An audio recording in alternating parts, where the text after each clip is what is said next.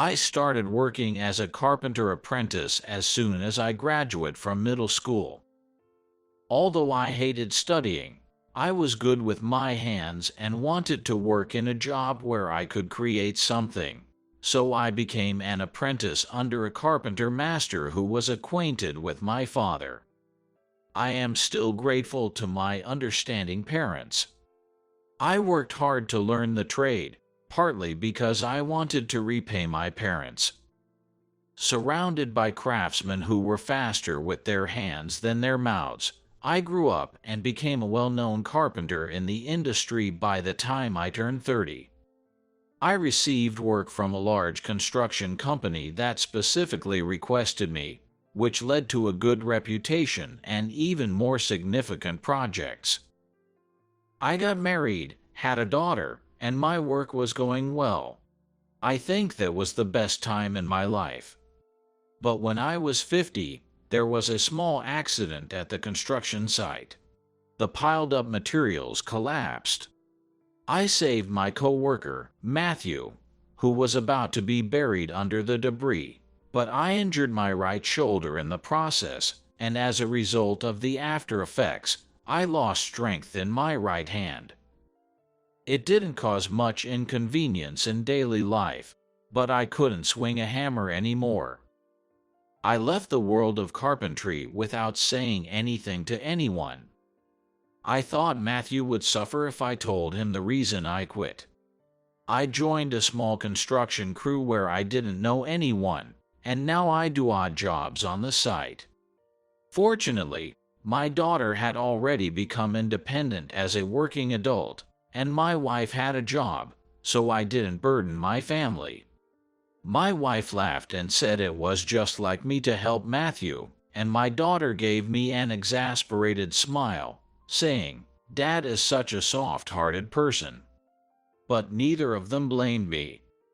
Blessed with a warm family, I thought I was truly happy.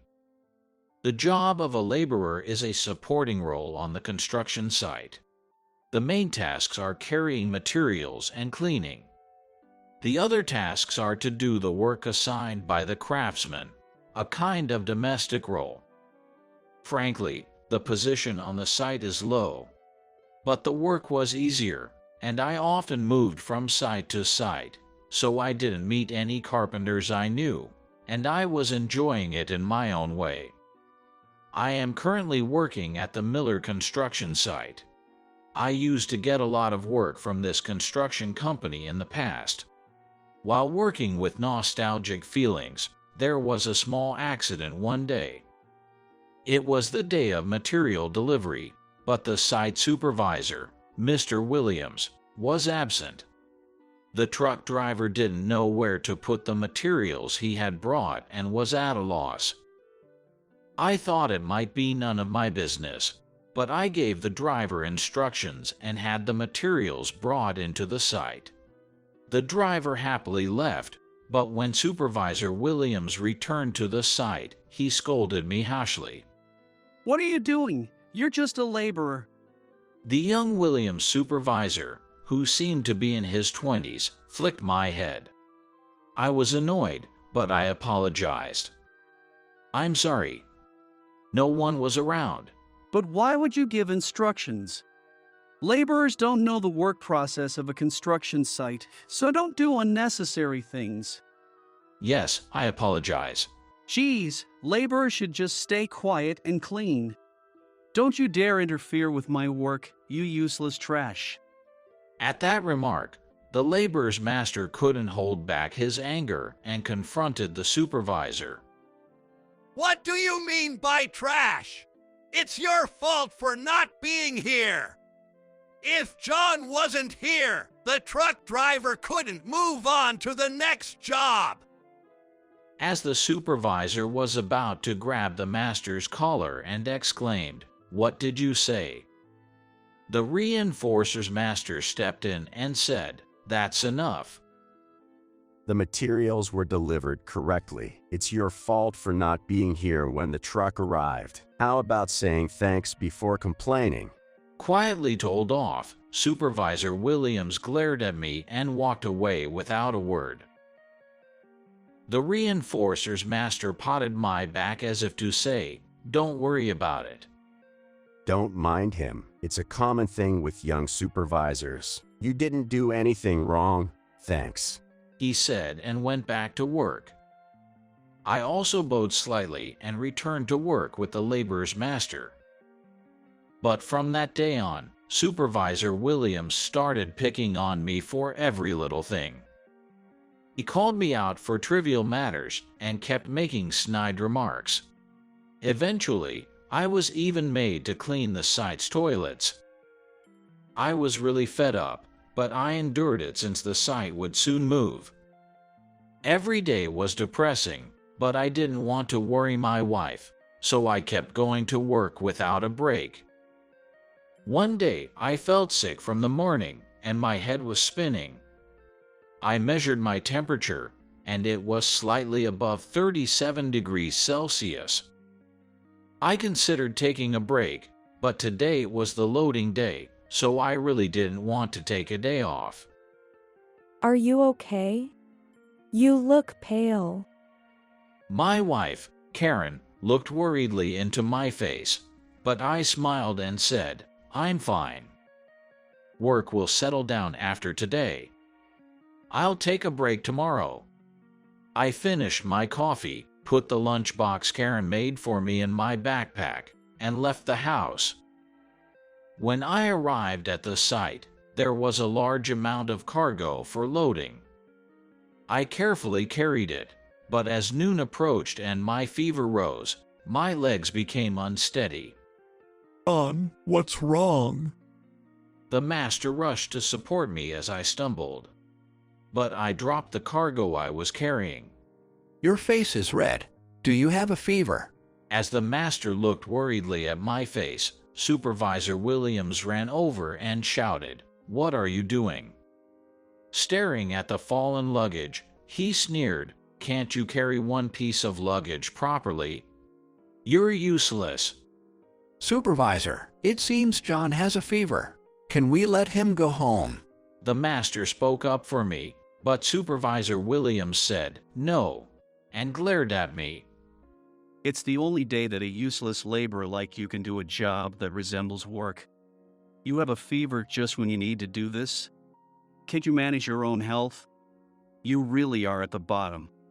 His usual sarcasm started, but I didn't have the energy to retort. My head was spinning, and I felt nauseous. Hurry up and carry it! Don't dawdle! I was slapped on the shoulder and almost fell backward. Then, I heard a shout, "Enough is enough." "What did you say?" Supervisor Williams said as he turned around. I saw a familiar figure. It was Matthew Brown, a former colleague. What do you mean, what? Who the hell are you talking to like that? Matthew walked towards us, grabbed Supervisor Williams by the collar. Master Brown! What are you doing here? Supervisor Williams's face turned pale. Matthew hit Supervisor Williams on the head and let go of his collar with force. Why, it's because of your planning that we can't meet the deadline, so the president asked me to come and help. He said it as if spitting it out and looked at me. Mr. John, it's been a long time. He bowed his head. I stared at my old friend. It's been a while. I heard you're a foreman in the main team of the construction company. That's impressive. The main team refers to the teams directly managed by the construction company. On the construction site, various professionals gather, but everyone works as a subcontractor receiving work from the construction company. The main team is not a subcontractor, but directly managed by the construction company. Young Supervisor Williams shouldn't be any match for Matthew. At my words, Matthew shook his head with a tearful face. I can still work now thanks to you, Mr. John. I didn't know you quit carpentry and became a laborer. Why didn't you tell me? I didn't know what to say. Supervisor Williams was watching us with a puzzled look. Matthew turned to him. Mr. John is my senior and a lifesaver. He was a famous craftsman in our industry, and everyone knew his name. He was even requested to work on Miller Construction's projects. How dare you speak to him like that? Matthew hit Supervisor Williams on the head again. Surprised, Supervisor Williams stared at me. I'll give him a good talking to. I looked at Supervisor Williams and said, construction workers may indeed have the lowest-ranking jobs on site, as you say. But you know, this job is about various professionals cooperating to build a single structure. Laborers are important people who support the less noticeable aspects of the site.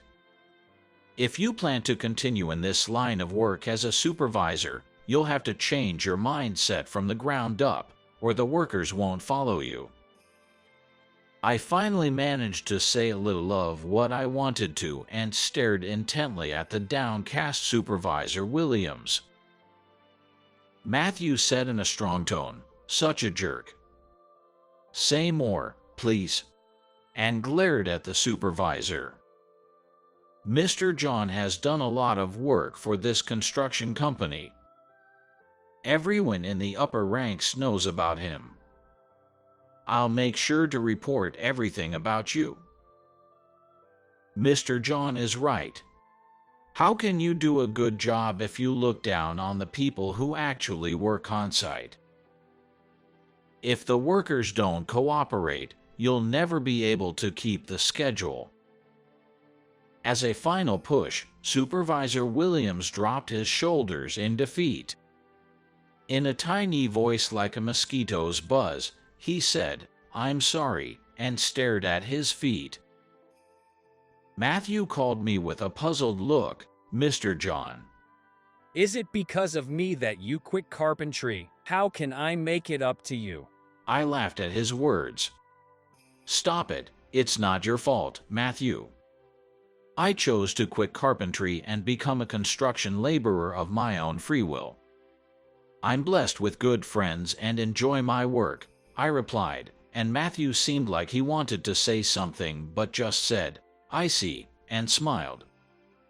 Anyway, Mr. John, you should go home for today. Take care of yourself, okay? We'll meet again, right? He said. I said, "Thank you. I'll do that. Let's meet again." Matthew smiled happily, patted the supervisor's back hard, and left the scene.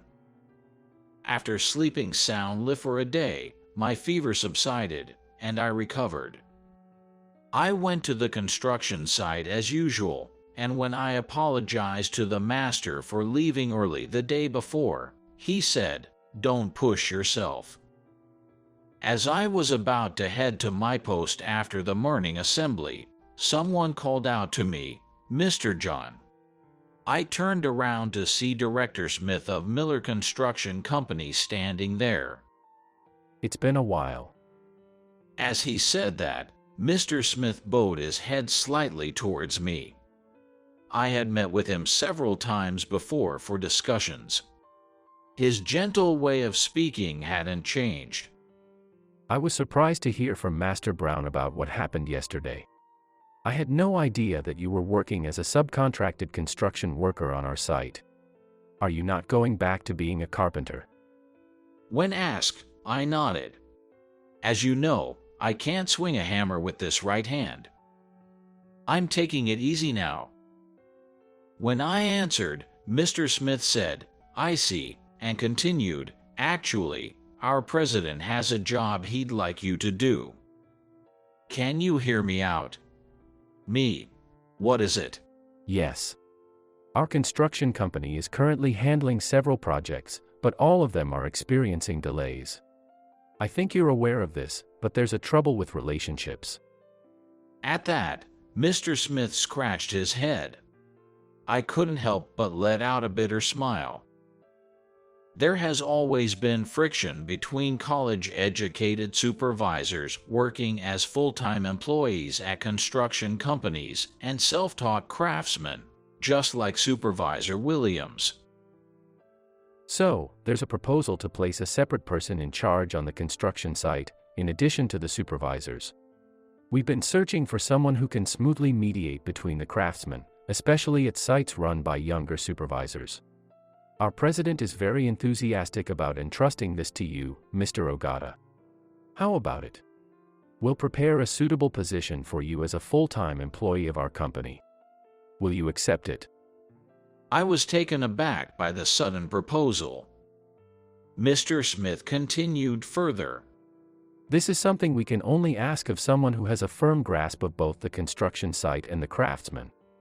Of course, we're also placing importance on the person's character. We'd like to ask you to help train the younger supervisors as well. If the working environment improves, the craftsman will also find it easier to work.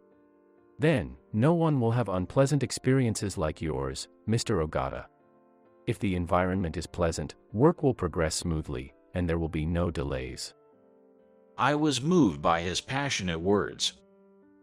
I thought that Matthew had spoken to the construction company on my behalf, but I could feel that Mr. Smith truly needed me. When I asked, "Could you give me some time to think about it?" Mr. Smith replied, "Of course," and nodded vigorously. I'll be waiting for a favorable reply. Speaking of Williams, he's requested to take some time away from the construction site. He says he wants to start studying from scratch. It's the first time I've seen such a serious expression on his face since he joined the company. He's now assisting at a site with a veteran supervisor. That's good to hear. I hope he becomes a good supervisor. I said that from the bottom of my heart. He was a cocky and unpleasant guy, but I'd be happy if he could start over after this incident. I hope so too. Well then, see you later. Saying that, Mr. Smith left. As I stood there in a daze for a while, someone tapped me on the shoulder. You should do it, Sean. It's a waste for a guy like you to just work as a construction laborer here. If someone like you were in charge of the site, there would be fewer people having unpleasant experiences. The person who said that was the laborer's master of the construction workers. Apparently, he had overheard our conversation. Create a construction site where we laborers aren't looked down on. We're looking forward to it. When he said that with a smile, I nodded slightly. I had been feeling as if I had given up on life ever since my injury, but it wouldn't be so bad to make something happen here. Maybe I should give it a try. As I muttered, the master happily said, "That's the spirit," and patted me on the back.